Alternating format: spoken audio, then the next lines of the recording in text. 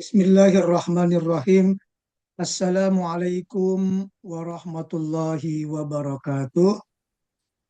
Waalaikumsalam Waalaikumsalam warahmatullahi wabarakatuh. Alhamdulillah. Alhamdulillahilladzi bi ni'matihi tatimmus shalihat wa bi fadlihi tatanazzalul khairat wal barakat.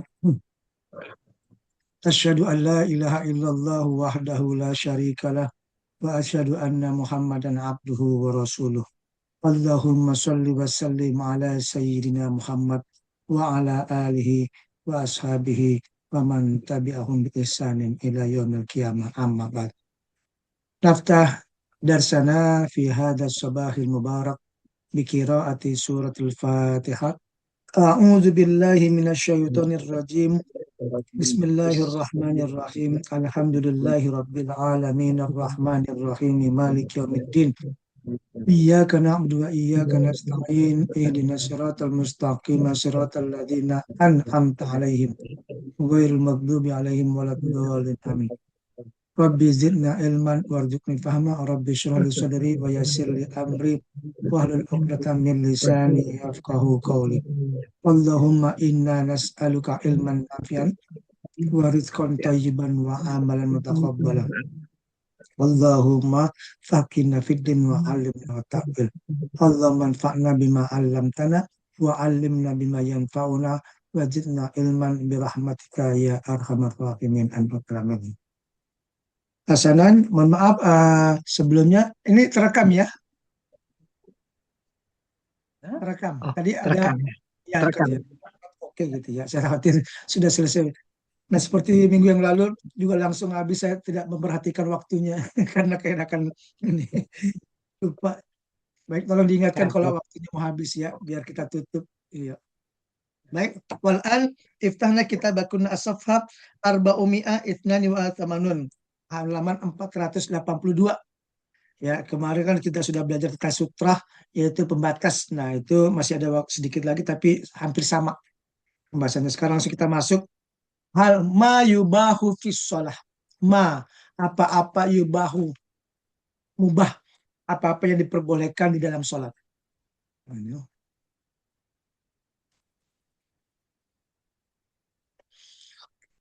Yubahu fis sholah ma ya'ti. Jadi jenis-jenis ya ini di sini apa saja yang diperbolehkan dalam sholat. Al-buka, al-buka itu artinya menangis.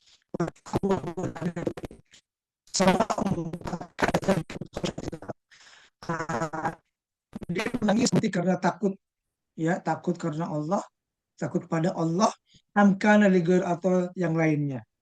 Kata Allah minal masad, seperti dia menangis karena musibah, ya, wal auja atau kelaparan, ya. Mada ma'an gol bati bi khaitul la yumkinu daf'uhu. Selama itu apa ya, masuk akal gitu, benar, maka itu tidak ada masalah. Itu banyak itu imam-imam, tapi rata-rata sih imamnya imam orang Arab, ya, karena dia paham. Kalau imam kita sih jarang ada yang nangis. Kalau dia nangis ya mungkin semua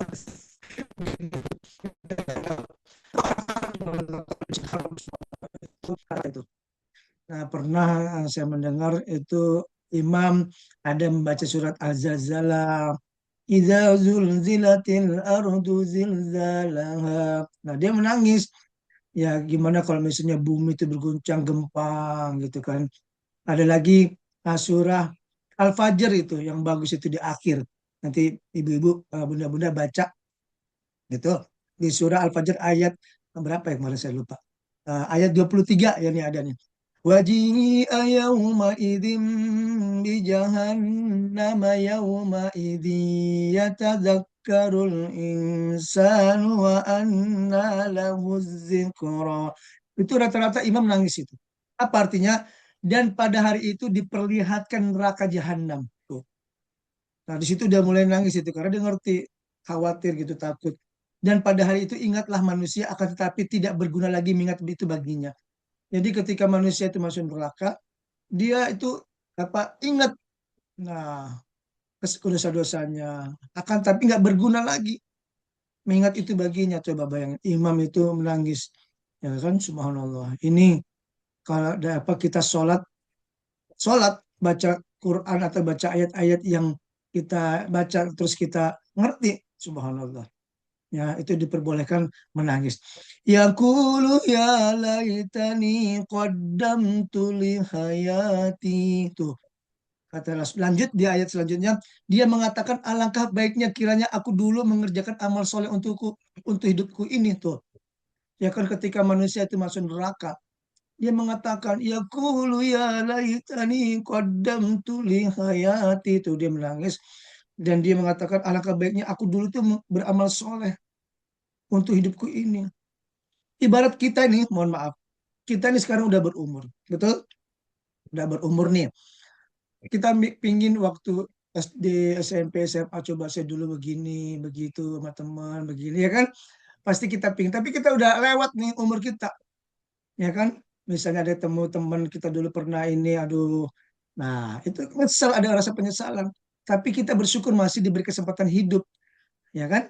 Nah, kalau udah meninggal, nah, kalau udah mohon maaf, astagfirullahaladzim, na'udzubillah, kalau udah masuk neraka, na'udzubillah, ya Allah, ya menyesal.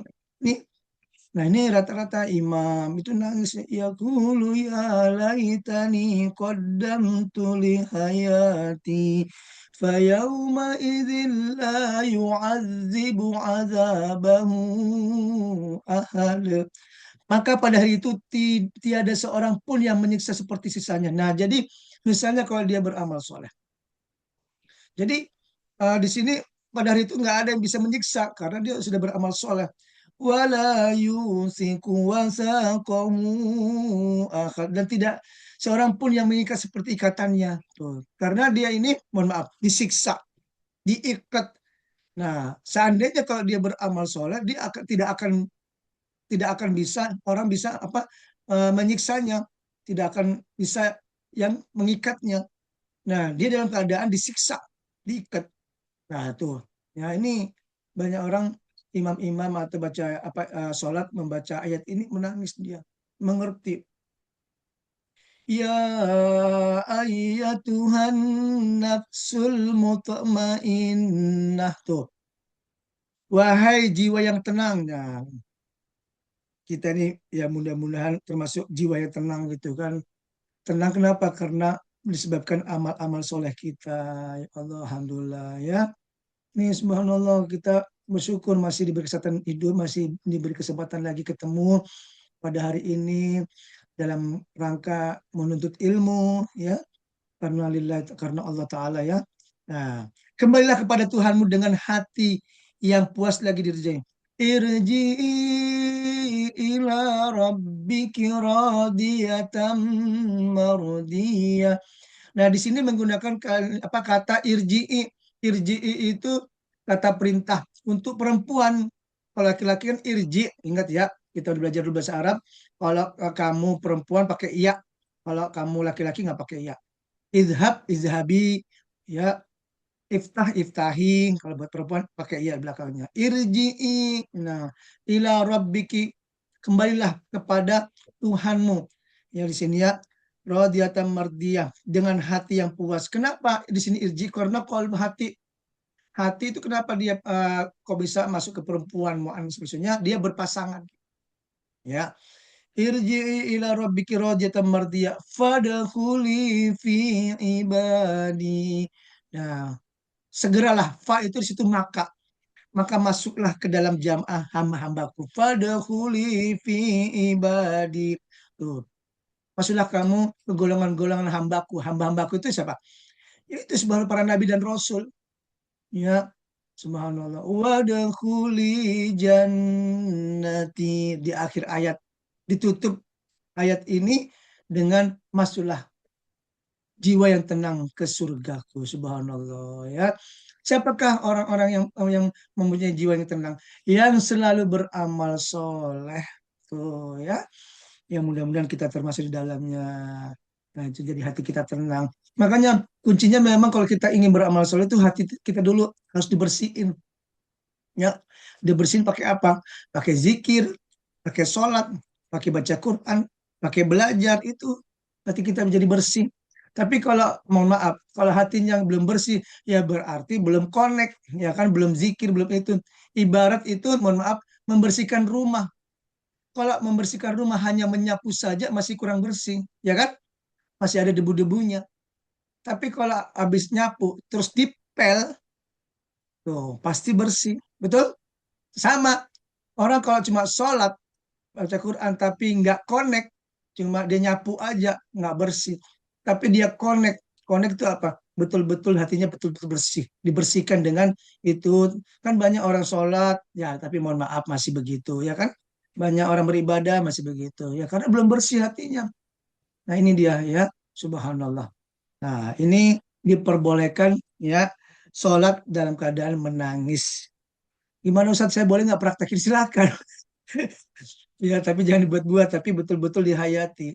Ya, nah jangan sampai suratnya apa, ya misalnya tentang ini, nggak taunya nangisnya nggak nyambung.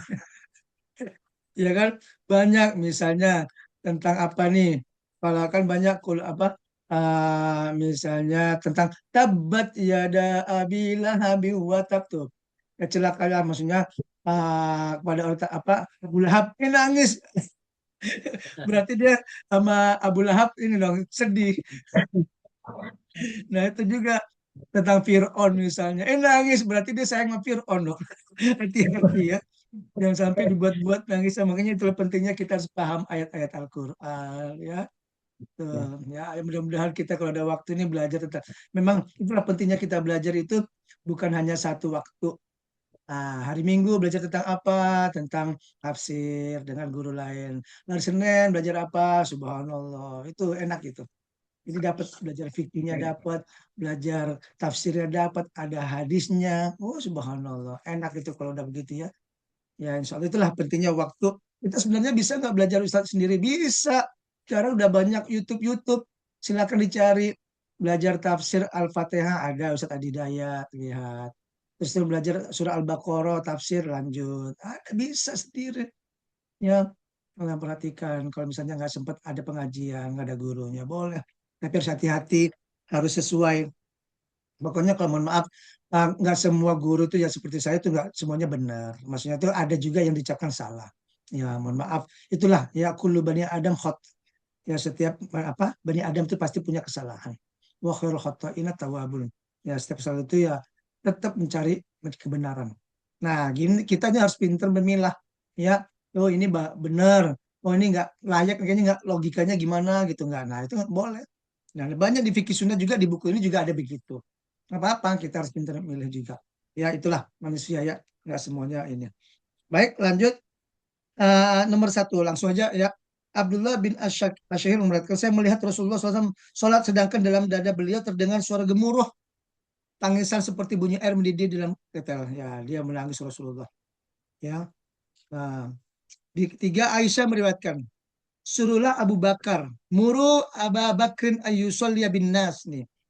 Nomor tiga di halaman 483. Suruh Abu Bakar menjadi imam bagi orang-orang kaum muslimin. Aisyah berkata, wahai Rasulullah, Abu Bakar adalah seorang yang lemah hati. Tuh, Abu Bakar itu lemah hati.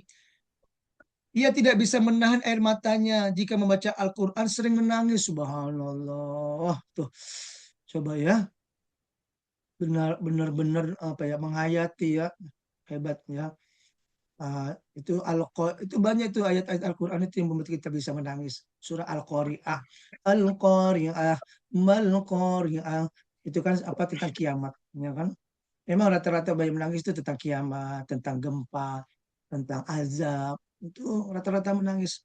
Ya, ia tidak bisa menahan air matanya jika menceritakan. Aisyah berkata, sebenarnya saya mengatakan demikian karena saya khawatir orang-orang akan menjauhi Abu Bakar.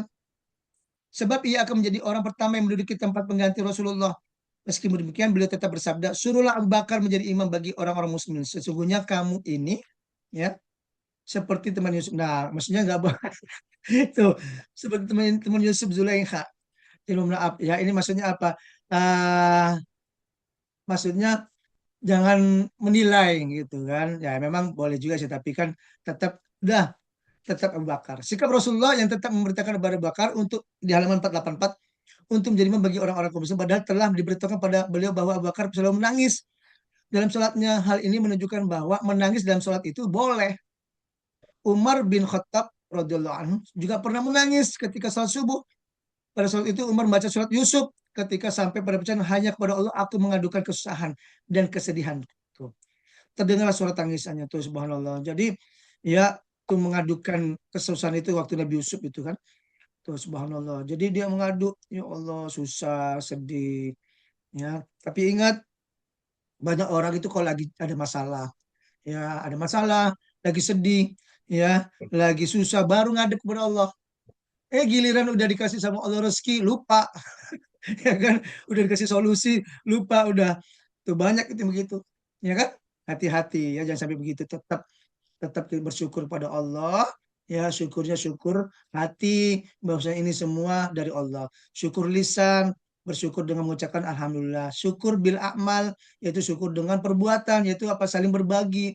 Ya, yang kita dapatkan rezeki itu bukan buat kita semuanya. Ada orang yang membutuhkan, tetangga kita, saudara kita yang lagi butuh, yang lagi susah. Ya, tuh maksudnya orang-orang yang butuh itu kita kasih. Itu pentingnya, itu namanya syukur. Ya, bukan syukur ya, syukur cuma alhamdulillah selesai udah habis itu belanja dah, ya ke showroom, ya kan, ke ini belanja habis-habisin nggak begitu, ya.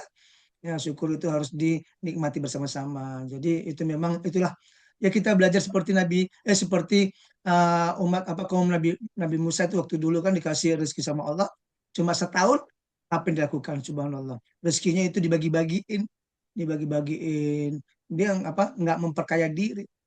Justru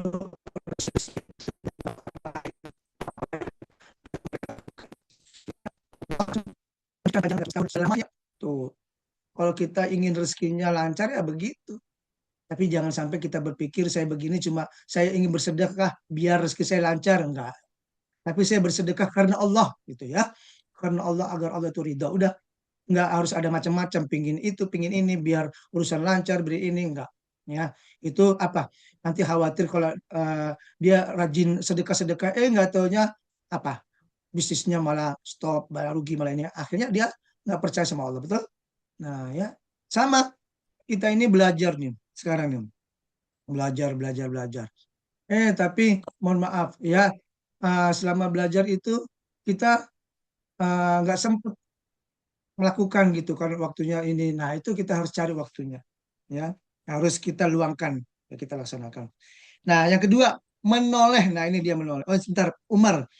Ya, ini menangis dengan suara keras cukup sebagai bantahan terhadap orang-orang yang mengatakan bahwa menangis dalam sholat itu akan membatalkan sholat jika suaranya tangisan seperti terdengar walaupun hanya dua huruf. Baik karena adanya perasaan takut pada Allah maupun karena sebab lain. Alasan mereka bahwa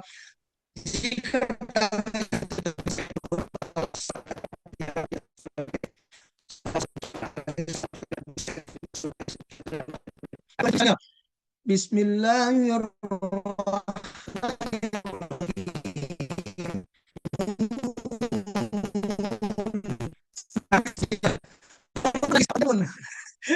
Memang dia tahu. Nah, itu harus hati-hati juga ya. Nah, itulah pentingnya kita harus Ya, paham. Ustaz. Jangan sampai ikut-ikutan. Banyak itu orang Jadi YouTube ya, Pak. Sinyalnya nih. ya sinyalnya Ustaz. Iya, itulah Emang takdir. gitu banyak ya begitu. Nah, itu takdir kita diuji. Diuji sinyalnya. Nah, apakah kita berhenti apa lanjut nih? Ya, tapi boleh nangis gak? Boleh nangis. Tapi alhamdulillah ada lagi baru. Jangan nangis lagi ya. Nah, ini ya. Yang kedua, menoleh. Nah, ini gimana menoleh nih? Kita lihat. Waktu sholat boleh nggak kita menoleh? Nah, ada yang mengatakan boleh, ada yang mengatakan tidak boleh. Ya, al-iltifat indal hajah. Ya, menoleh ketika sholat itu diperbolehkan jika memang itu ada keperluan. Tapi ingat, jangan sampai kita itu, wah mentang-mentang boleh langsung dilakukan. Enggak ya. Ibnu Abbas meriwayatkan bahwa ketika sholat Nabi Muhammad menoleh ke kanan atau kiri tapi tidak sampai memutarlah ke belakang. Yang kedua, Abu Daud meriwayatkan bahwa ketika sholat Nabi Muhammad menoleh ke arah jalan di kaki bukit.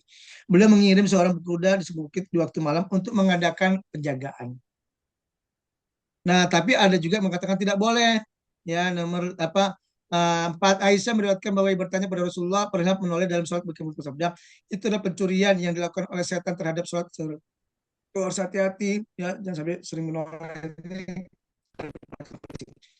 ya. Mereka manusia janganlah ketika sholat, sebab tidak sempurna seseorang yang menoleh.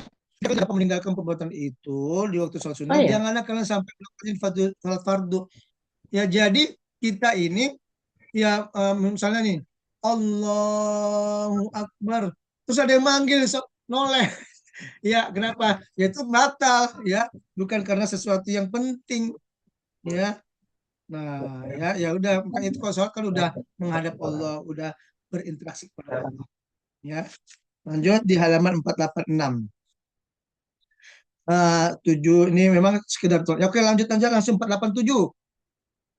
Membunuh hewan yang membahayakan. Nah, ini ya, ya misalnya kita nggak tahu kan, yang namanya sholat, ya kita ulah bisawab, ada aja yang lewat gitu kan.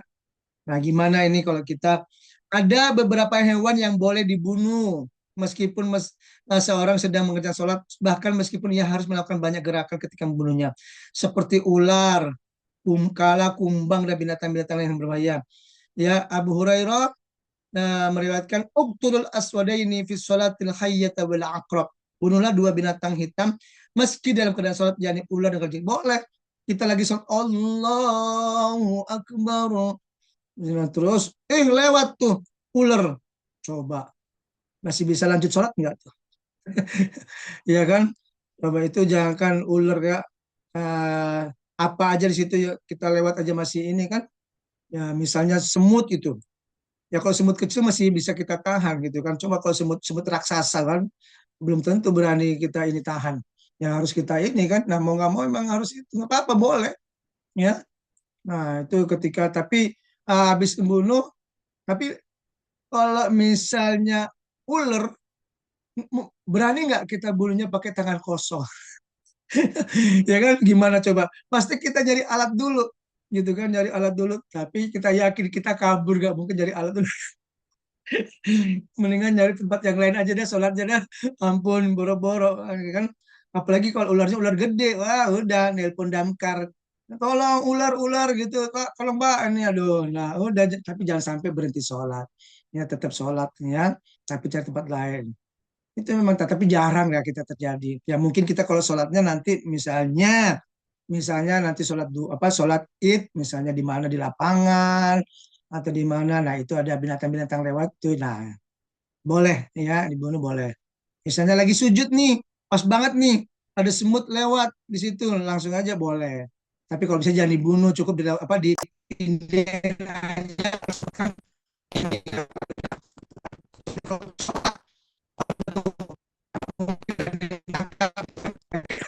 Buru-buru nangkap minden pakai tangan aja nggak berani ya. Yang ngeliat aja masih geli gitu kan, saya yakin. Aduh, nyari aman aja dah gitu kan. Nah itu memang kalau ada binatang, makanya kita kalau sholat tempat yang bersih, jadikan tempat yang bersih, yang nyaman ya. Gimana Ustadz kalau misalnya kucing, ya jangan dibunuh ya, kasihan gitu. Kalau kucing lewat udah dipindahin aja. Keempat, melangkah atau berjalan ringan. Ya, ketika sholat seorang diperbolehkan berjalan atau melangkah. Nah itu, ya pertama Aisyah meriwayatkan bahwa Rasulullah sedang sholat di rumah, sedangkan pintu dalam keadaan terkunci. Saya kemudian datang dan minta dibuka pintu. Beliau kemudian berjalan untuk membuka pintu, lalu kembali ke sholatnya. Selanjutnya Aisyah menjelaskan bahwa pintu itu berada di arah kiblat. Oh, ya, nih ya kan, ada nggak begitu? Misalnya kita sholat nih, depan kita pintu, ya kan? Pintu, nggak tahunya ada yang ngetok. Coba kita kalau sholat ada yang ngetok pintu, kita nggak sholat khusyuk, ya kan? Jangankan eh, apa ngetok, nggak ngetok aja kita nggak bisa khusyuk, apalagi diketok, ya kan? Belum tentu kan? Ya, itu udah mau nggak mau ya kita harus buka. Ya jangan sampai Allahu Akbar Bismillah ada yang ngetok, biarin aja. Saya yakin itu nggak nyaman sholatnya. Orang apalagi semakin lama semakin ketokannya semakin kenceng, ya kan? Apalagi digedor-gedor. Yang nggak digedor-gedor aja masih mikir kemana-mana. Nah itu pentingnya tetap dibuka. Boleh nggak Ustaz lanjutin? Boleh. Tuh, ini pentingnya kita belajar. Ya waladhalin amin. Terus ada yang ngetok, bukan pintu. Lanjut. Bismillahirrahmanirrahim. Inna. Nah boleh lanjut. Ya. Nah, seandainya kalau misalnya diulang dari awal, batal nih, Allah Akbar, dia ngeces lagi ya, nggak sholat itu nggak selesai sholat. Nah, itu diperbolehkan lanjut. Ya, makanya sholatnya tetap yang baik, ya. Posisi pasnya tidak ya, itu. Jadi diperbolehkan menangis, menoleh, tapi dengan syarat. Tapi jangan sampailah kalau noleh itu ya, dilakukan membunuh atau melangkah, ya, terus menggendong anak kecil di halaman 488. Nah, ini subhanallah. Ya, ini subhanallah lagi sholat nih. Nomor satu. Abu Qatadah meriwayatkan bahwa Nabi Muhammad melaksanakan sholat dengan menggendong Umamah binti Zainab, putri Abu Asrab. Jika ruku, beliau letakkan anak tersebut. Jika berdiri dari sujud, beliau ambil kembali anak itu dan meletakkan di atas pundak beliau, Amir. Saya tidak menanyakan sholat apa yang beliau lakukan itu. Ibnu Jurayj berkata di halaman 489. Saya diberitahu oleh Zaid bin Abu Tab bin Sulaim bahwa yang beliau lakukan itu adalah sholat subuh. Abdurrahman Abdullah bin Imam mengatakan bahwa menurut Ibnu Jurayj, yakni hadis yang menyebutkan bahwa sholat yang beliau lakukan adalah sholat subuh. Mungkin hikmah di balik perbuatan Rasulullah menggendong Umamah di waktu sholat adalah sebagai bentuk penolakan atas tradisi bangsa Arab yang kurang sayang terhadap anak perempuan, apalagi menggendongnya. Nabi Muhammad menyelisih mereka sebagai bentuk pelajaran supaya kebiasaan buruk ini mereka tinggalkan. Hal ini beliau lakukan ketika dalam sholat menggendong anak perempuan dalam sholat untuk lebih menguatkan penolakan kepada mereka. Menjelaskan dengan suatu perbuatan terkadang dapat memberikan pengaruh yang lebih kuat daripada hanya sekedar dengan perkataan. Tuh, subhanallah. Jadi dulu ya zaman jahiliyah itu banyak orang nggak senang dengan punya anak perempuan. Mohon maaf. Ya kan pernah siapa ya yang punya anak perempuan dikubur hidup-hidup, ya Allah, ya kan? Iya, karena memang zaman dulu tuh mempunyai anak perempuan kayaknya apa maaf aib apa gimana gitu ya, astagfirullahaladzim. Tapi Rasulullah SAW mencontoh nih anak perempuan dalam keadaan sholat aja kita tetap gendong tuh, tetap kita harus sayang tuh, ya subhanallah. Tuh, Rasulullah menggendong ketika sholat menggendong Umamah gitu kan. Ini itu pentingnya. Jadi memang kalau kita punya anak, kalau lagi sholat jangan dilepas. Dia bisa kemana-mana. Udah saya yakin dia nggak khusus sholatnya. Ya, nah itu pentingnya kita gendong. Memang kalau baiknya sih kalau kan ini kan kalau misalnya ini kan ditaruh. Nah, kalau emang baiknya sih diikat atau takutnya dikabur gitu kan. Ya nggak tahu habis itu udah habis sholat mana lagi nyari-nyari. Udah itulah kita zaman Rasul aja waktu ontak itu diparkirin tetap diikat kan. Kan ada yang mengatakan ini ontak nggak usah saya ikat, saya kan lagi sholat, ini insya Allah ada yang jaga. Ya nggak bisa, ya tetap hilang. Ya kabur. Sama sendal, ya sendal kita tetap kita bawa, ya kita bawa taruh di tas, nah baru biar sholatnya aman. Ya jangan mentang-mentang aman ada jagain, sendal aman, hilang baru dah nyesel. nyesel nyesel udah gitu nyesel sholat, astagfirullahaladzim, ya nauzubillah. Nah, ini terkait boleh menggendong, ya. Nah, menggendong anak kalau misalnya boleh, maaf, cucu boleh digendong deket, nggak ada yang jagain sini, subhanallah. Belajar cara menggendong waktu sholat pertama berdiri digendong, pegang. Terus waktu ruku hati-hati, ya jangan sampai lupa, ya ntar takut jatuh. Ditaruh dulu, baru ruku, nggak tahu langsung ruku langsung jatuh, nauzubillah, ya jangan sampai ya. Nah, itu taruh boleh, sambil baru sujud dipegangin dia nggak kemana-mana gitu kan. Allah dipegangin baru waktu naik baru ruku lagi yang tidur lagi. Nah, udah masuk 10 menit nih udah nggak terasa, ya. Nah, itu terkait menggendong. Keenam, mengucapkan salam kepada orang yang sedang sholat tuh nih, memberi salam kepada orang yang sedang sholat, halaman 41, dan mengajaknya berbicara hukumnya boleh. Nah, itu coba gimana coba itu. Nah, sedangkan orang yang sedang sholat juga boleh menjawabnya dengan syarat terhadap orang yang memberi salam atau mengajaknya berbicara. Loh tuh, dia aja berbicara lagi. Kita harus perhatikan, harus hati-hati. Saya ditugaskan oleh Rasulullah untuk melakukan sesuatu ketika beliau hendak pergi kepada Bani Muttalib. Ya, ketika saya tiba, beliau sedang sholat di atas kendaraan. Saya pun lalu berbicara kepada beliau dan beliau pun memberi syarat dengan tangan beliau sebagai jawaban. Saya berbicara lagi dan beliau memberi isyarat dengan tangan beliau. Sedangkan saya mendengar bacaan sholat beliau dan beliau menganggukkan kepala. Setelah sholat, bersabda, bagaimana dengan tugas yang telah saya berikan kepadamu untuk diselesaikan? Sebenarnya tidak ada halangan bagiku untuk membalas. Ini Soalnya salah kita ngasih syarat. Syarat ya, bukan menjawab dengan ucapan ya, syarat. Terus ada yang apa? Gimana? Udah makan belum misalnya nih? Dengan syarat itu diperbolehkan. Tapi, nah harus hati-hati karena memang inilah pentingnya kita belajar. Ya meskipun kita tahu seperti itu ya agak apa alangkah baiknya tidak kita lakukan, tapi diperbolehkan. Nggak apa-apa kita belajar, tapi jangan sampai kita ya tetap boleh nggak dipraktekin? Ya boleh, tapi kalau bisa sih tetap kita fokus dengan sholat kita. Ya meskipun ini diperbolehkan. Bukan semua diperbolehkan itu kita lakukan, ya kan? Seperti makanan yang halal. Makanan halal itu boleh nggak kita makan semua? Boleh, itu halal. Tapi baik nggak? Toyib nggak? Nah, itu betul nggak? Toyib nggak? Sekarang kan yang kita perhatikan tuh makanan-makanan yang toyib, yang baik, yang menurut kesehatan, ya kan? Yang mohon maaf, merokok itu boleh nggak? Ya, dalam fatwa apa? Di Indonesia katanya makruh, ya kan? Makruh, tapi kalau dilakukan boleh. Kalau ditinggalkan dapat pahala. Coba disuruh milih mana yang baik. Lebih baik ditinggalkan, dapat pahala, ya kan? Seperti itu. Nah, kalau misalnya itu baik kita, kalau kita udah sholat, fokus dengan bertemu dengan Allah, udah cukup.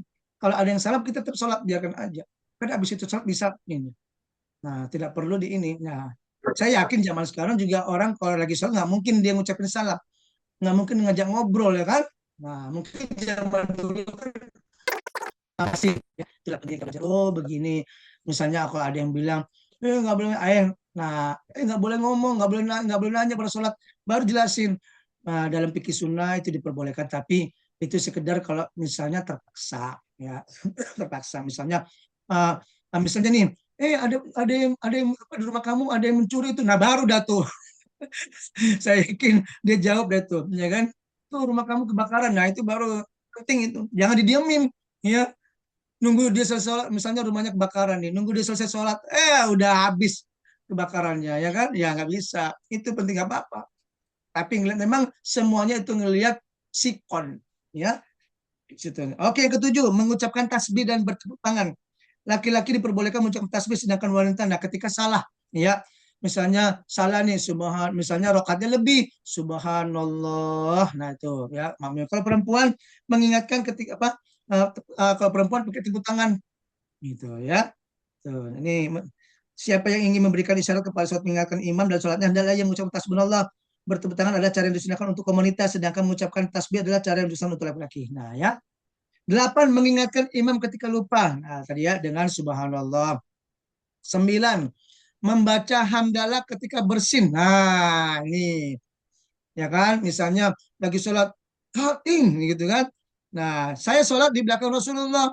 Saya kebetulan bersin, maka saya ucapkan alhamdulillah hamdan katsiran thayyiban mubarakan fih kama yuhibbu rabbuna wa yarda. Segala puji banyak. Nah, setelah selesai, Nabi bersabda, siapa yang tadi berbicara dalam sholat?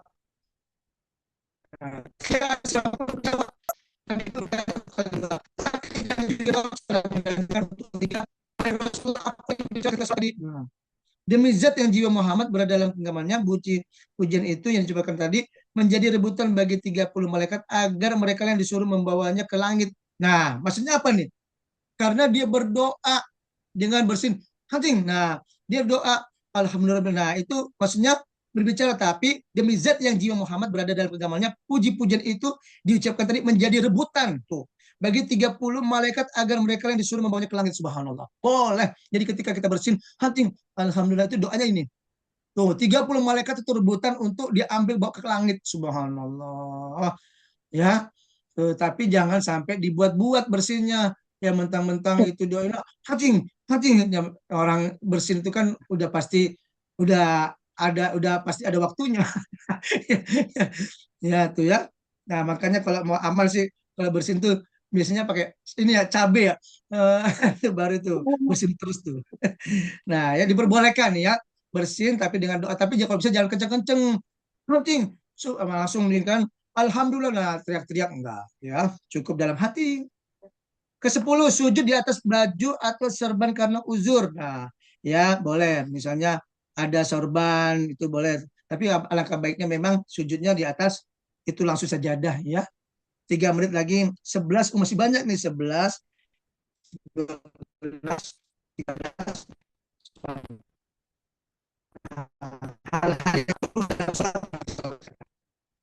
Hal-hal yang lain boleh dilakukan ketika sholat. Oh, banyak ini. Ya, pelan-pelan aja deh. Ibnu Qayyim telah menyebutkan secara ringkas, boleh dikerjakan ketika sedang bersolat, melakukannya dalam sholat. Antaranya pertama apa? Di halaman 494. Rasulullah sholat, sedangkan Aisyah melintang di antara beliau dan kiblat. Jika sujud, beliau mendorong Aisyah dengan tangan beliau sehingga Aisyah menarik kakinya. Jika beliau berdiri, Aisyah kembali menarik. Nah, ini misalnya nih tempatnya sempit, ya sempit nih. Terus Aisyah kan udah sholat. Jika sujud, ada kakinya Aisyah, diapain, dipindahin. Nah, terus ketika berdiri Aisyah, nah itu boleh. Ketika sudah sholat, Rasulullah didatangi oleh setan, tuh, yang bermaksud memutuskan sholat beliau. Beliau lalu menarik setan itu dan mencekiknya hingga air liurnya keluar. Subhanallah ya. Jadi ketika sholat ada setan. Terus sama Rasulullah setan itu dicekik sampai keluar air liurnya. Tuh. Coba kalau kita lagi sholat melihat setan. Berani nggak begitu? Ya kan? Boro-boro ada yang ada yang nakut-nakutin aja kita kabur gitu. Apalagi kalau setan benar. Untung kita sholat nggak ngeliat setan gitu kan. Tuh, kita bersyukur tuh. Ya, zaman dulu tuh banyak godaan-godaannya, ya. Oh, ya. Ketiga, Rasulullah sholat di atas mimbar dan ruku di atas mimbar pula. Apabila hendak sujud, beliau turun dan mundur sampai bahwa kemudian sujud di atas tanah. Setelah itu beliau kembali naik. Nah, itu kan zaman dulu memang subhanallah ya, segitunya itu sholat itu pentingnya sampai nyari tempat nggak ada tips ya. Bukan berarti tempat lain itu ini ya. Empat, Rasulullah pernah sholat menghadap dinding yang beliau gunakan sebagai sutra. Tiba-tiba datang seekor hewan yang hendak lewat depan beliau. Beliau pun lalu mendesaknya hingga perut hewan itu hampir menempel ke dinding dan binatang itu akhirnya lewat di belakang dinding, di balik dinding tuh. Nah, dibunuh tapi dipindahin. Ya, itu. Yang kelima, Rasulullah tiba-tiba ada 2 orang budak dari Bani Ibnu Thalib. Nah, ini nanti minggu depan aja deh. Ya, biar kita pelan-pelan kita bahas biar ada cerita-cerita ya. Kalau kita cepat-cepat kayaknya kurang ini. Ya, insya Allah mudah-mudahan ya bermanfaat. Amin. Yang mulai ilmu-ilmu yang terkait tentang membolehkan sholat jadi tahu. Yang perlu saja ya, maksudnya yang darurat-darurat saja itu diperbolehkan. Yang nggak darurat tetap kita lakukan ya. Tetap kita sholat fokus ya, berinteraksi kepada Allah Taala. Itu saja. Mari kita tutup dengan baca hamdalah. Alhamdulillahirabbil alamin. Doa kafaratul majlis. Subhanakallahumma wa bihamdika asyhadu an la ilaha illa anta astaghfiruka wa atubu ilaik. Assalamualaikum warahmatullahi wabarakatuh. Waalaikumsalam warahmatullahi wabarakatuh. Jazakallah khairan katsiran. Iya,